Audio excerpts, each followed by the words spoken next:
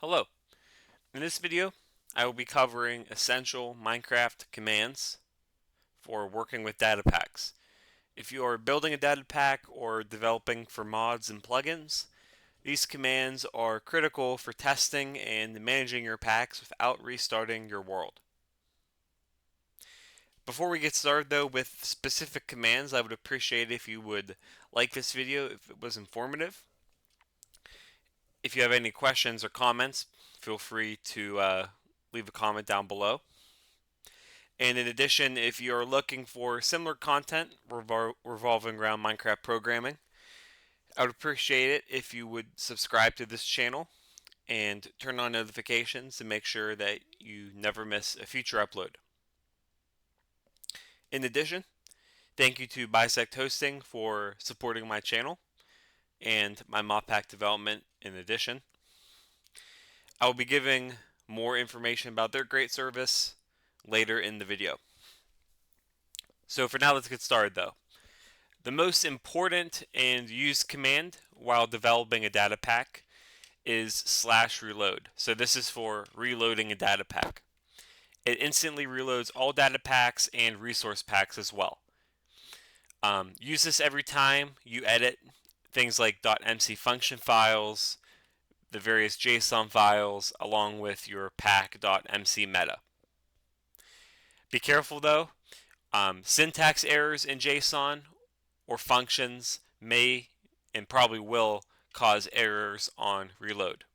And if there's errors, it's not going to work as intended. So make sure you have your syntax right, and that's another reason that you should be using an IDE like Visual Studio Code. So let's do that right now. So /reload, and then we click enter, and it will say reloading. If there's errors, they'll show up after that. If not, don't worry about it. So now that we understand reload, I think it's important for us to know how we list our data packs. How do we know that our data pack we made in the previous video actually works? Well, that's done with the command for listing data packs, which is data pack list. Data pack list. When I click enter, this command is going to show two lists. It's going to show the enabled data packs and the available /disabled data packs. Again, this is looking at your world's data packs folder. Remember that. So again, clicking enter here, it says that there are one data pack enabled, which is vanilla, the built-in data pack, and there's one data pack available, which is the one we made, file /my data pack. As you can see, the enabled data packs are shown with the bracket, the green brackets, and the available or disabled data packs are shown in red brackets. And if you hover over these things, it will show basically the description of your MC meta file along with the name of your data pack. Okay. Obviously, that's useful for checking what is currently active and loaded in your world. So next, I want to actually change, what data packs are enabled and disabled. Well, we do that using data pack enable and data pack disable. So let's do data pack enable first. Obviously, as the name suggests, it's used for enabling the specific data pack. So data pack enable, and then the argument is the exact name of the data pack. That's pretty easy in modern versions because there's autocomplete. So you can just click tab and enter. So it tells me enabling data pack, my data pack. And then if I want to double check, data pack list. Now it says there are two data packs enabled, vanilla and the one we made. It will also say that there's no other data packs in the folder that are available and disabled. Next, for disabling a data pack, we use data pack disable. So let's do that. Data pack disable, and then same thing. We're putting in the data pack we want disabled as the only argument. Tab enter.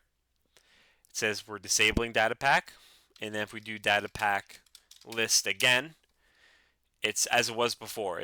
The vanilla's enabled and mine is available but disabled. Before we continue on though with more commands, I would like to give a shout out to my server hosting partner, BisectHosting. This is a great Minecraft server hosting platform, but they also offer server hosting for over 80 other games. So most of the popular ones are probably using BisectHosting.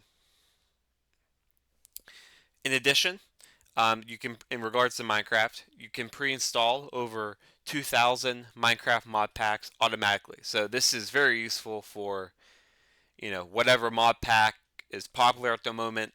It's probably there, as well as a lot of the old ones. If you want to go back and play one of those. They also offer full file access, which is very useful if you need to do plugins, config files, mods, scripts, whatever. You have that access. You can mess with that on the browser. In addition, you can host your server from across 20 secure locations around the world, and they offer advanced DDoS protection. So again, fantastic service. I've used this on personal level. I've used this on affiliate level now for some period of time. There's a great community there. I appreciate and am grateful for all their support for my mod packs and my channel as well. I would appreciate it if this service is interesting to you. Please check out the description of my video, and there will be an affiliate link there that you can check out. It'll bring you to this website that has lots of great information that can help inform a possible purchase. So again, thank you to BisectHosting for supporting my channel, and I'm always happy to support them and their great services as well. So now let's continue on with the commands. So now that we understand enable and disable, there are more arguments that you can use for enable. So they mainly revolve around changing the load order. So you can change the order in which data packs load. This is useful when packs override each other. So the first one, and there's four types of these, so that we'll go through all of them. First is data pack enable whatever your data pack is, and then the first one is after. So again, as the grammar implies, my data pack will be enabled after vanilla. In this case, yeah, vanilla is already enabled, but if there's multiple mod packs there that you're working on, that's how that works. And then enter, and then it gives the same enabling data pack message. And if we go in data pack list, it still says that both data packs are enabled. Let's undo the enable, and now and to double check, one, vanilla is enabled and my data pack is disabled. The next one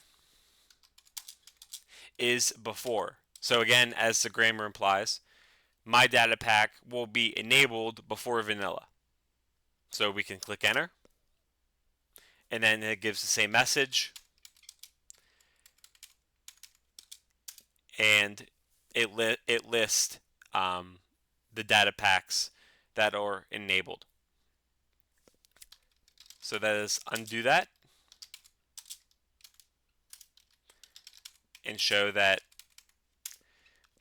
my data pack is disabled again. Next is first. So there's no additional argument here. My data pack will be enabled first. Again, no other argument there. Click enter, enabling data pack, and it's enabled. Last is last. So again, no additional argument. My data pack will be enabled last. Quite simple.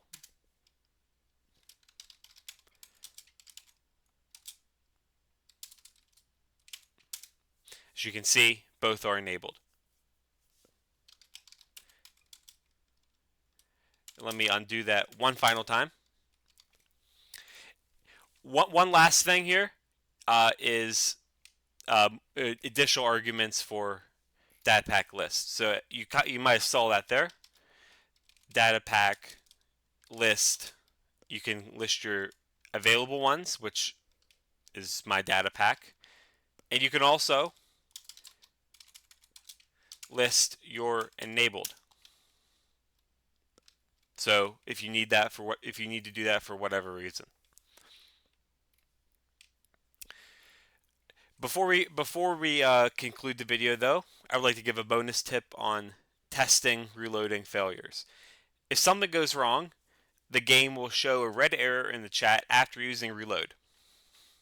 You can press F3T to reload resources and check the logs for detailed errors. If you don't know what you're doing wrong, it's really easy to miss a comma. So if that's the case, you'll find out your error that way. Before we conclude, though, 5 key takeaways. Reload command is your best friend while testing. You don't have to constantly reload your world or game. Use data pack list to see what is loaded or available. You can enable and disable packs on the fly with data pack enable and data pack disable. You can also control the order packs loading with before, after, first, and last. And you should always check your folder names and syntax for consistency. But again, in modern versions of Minecraft, it's pretty easy to catch a mistake because, well, you're preventing mistakes because there's autocomplete. If you found this tutorial helpful, do not forget to like, subscribe, turn on notifications, and leave a comment. For more examples and more code, check out my other videos in GitHub. I've been doing this for a couple months now on my channel, so there's quite a few videos out about that. Feel free to reach out if you have any questions. Otherwise, thank you for watching, and have a great day.